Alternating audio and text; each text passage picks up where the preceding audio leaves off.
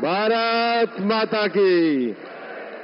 Bharatiya Janata party के संसदीय दल के नेता एवं एनडीए के संसदीय दल के नेता व लोकसभा के नेता के रूप में माननीय नरेंद्र मोदी जी के नाम का प्रस्ताव करता हूं।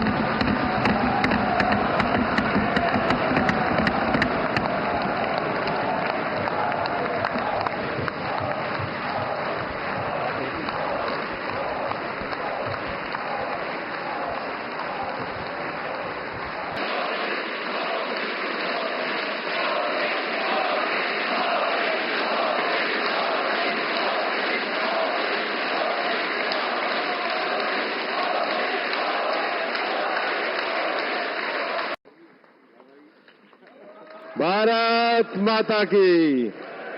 भारत माता की। भारत माता की।